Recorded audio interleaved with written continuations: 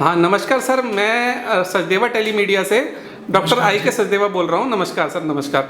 आप एक आम आदमी पार्टी हैं और मुझे आप अपने ऑफिस में दिखे। मैंने सोचा एक आम आदमी से एक राय ली जाए कि आप इस बार किसकी जोर है, किसकी हवा है।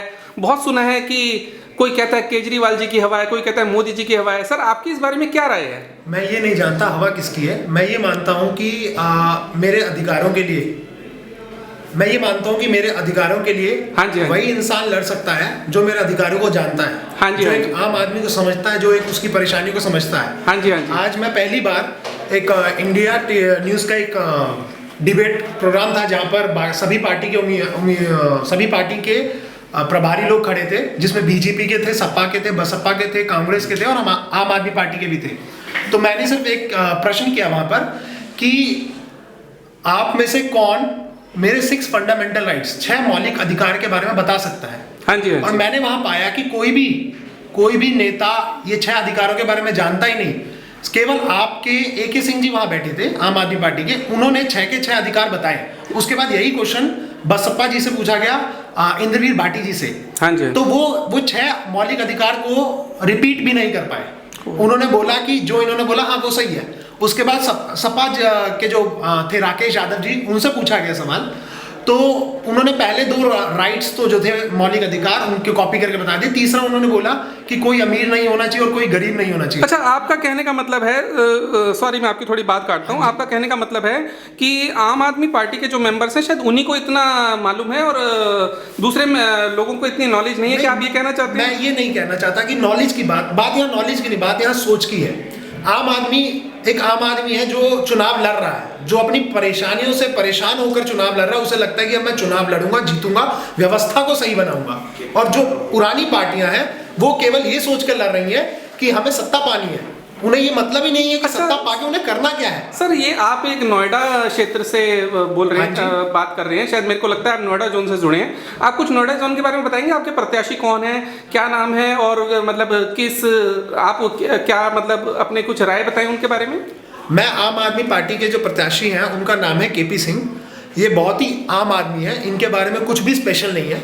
अच्छा, ये इतने आम है कि ये चुनाव पहली बार लड़ रहे हैं और इन्हें चुनाव का कोई एक्सपीरियंस भी पुराना नहीं है कि किस तरह से प्रचार करना है, किस तरह से नहीं करना है। बस हाँ, इनका आम आदमी पार्टी में जो चुनाव होता है, जो मैंने पाया है, चुनाव का सिर्फ एक बेसिक फिलॉसफी जो ये लोग फॉलो करते हैं कि जो आदमी हो वो ईमानदार हो और जिसकी काम करने की नीयत हो। और मैं ये मानता हूँ कि अगर नीयत अच्छी है तो काम करना सीखना आदमी खुद ब खुद सीख जाएगा, जैसे जैसे समय के साथ। तो आप KP सिंह जी को ही इस बार आप अपना मतलब अच्छा प्रत्याशी समझते हैं? मैं अपना मत KP सिंह जी को दूंगा क्योंकि मैंने पाया कि उनकी नीयत साफ है और वो उनकी नीयत है कि वो काम करना चाहते हैं। यह नोएडा क्षेत्र से हाँ जी उम्मीदवार है। हाँ जी, ठीक है, बहुत शुक्रिया। अच्छा सर, एक चीज आप मुझे थोड़ी सी और बताइए कि बहुत कुछ सुना है कि अरविंद जी भगोड़े हैं, बहुत प्रत्याशी नए हैं, कुछ नॉलेज नहीं है। आप इस बारे में क्या कहना चाहते हैं? मैं इस बारे में ये कहना चाहूँगा, मैं अगर अपने एक्सपीरियंस से मिलाता हूँ, मैंने जब ग्रेजुएशन की थी NIT दुर्गापुर से, उसके बाद मैं एज अ सिविल इंजीनियर गया था NMDC लिमिटेड में, सरकारी कंपनी में। ठीक है, तो जब मैं सरकारी कंपनी में जाता हूँ तो ऑब्वियस सी बात है, मैं बिल्कुल नया था और मैं सीधा असिस्टेंट मैनेजर लेवल पे ज्वाइन किया था, तो मुझे एक्सपीरियंस नहीं था। लेकिन मेरी नीयत थी काम करने की सही। तो शुरू में बहुत फ्रिक्शन हुई, मेरी बॉस से नहीं बनती थी। बॉस चाहता था कि इस तरह से काम हो, लेकिन मैं सोचता था कि मेरी नीयत ये है और मैं सोचता था कि काम ऐसे हो। बहुत बढ़िया, बहुत बढ़िया। धीरे धीरे जैसे जैसे मैं काम करता गया, शुरू में फ्रिक्शन थी, धीरे धीरे वो फ्रिक्शन कम हुई। और जब 6-7 महीने बाद जब उन्होंने देखा कि मेरे एरिया में परफॉर्मेंस ज्यादा अच्छी हुई, कॉन्ट्रैक्ट जल्दी टाइम पे काम होने लग गए, सब कुछ होने लगा, तो इवन जब मैं जॉब छोड़ रहा था, मेरी जब MBA का एग्जाम क्लियर हुआ, कैट का, IIM अहमदाबाद में एडमिशन हुआ, तो जब मैं छोड़ रहा था तो मेरे बॉस, जिनसे मेरी स्टार्टिंग में नहीं बनती थी, उन्होंने कहा कि आप 2 साल की स्टडी लीव ले लीजिए। बहुत अच्छा सर, समय थोड़ा कम है। मैं आपसे last sem example Kejriwal ji के मैं देना चाहूंगा कि वो सिस्टम में नए हैं, उन्हें नहीं पता कि ये सिस्टम किस तरह करना है, लेकिन उनकी नीयत साफ है।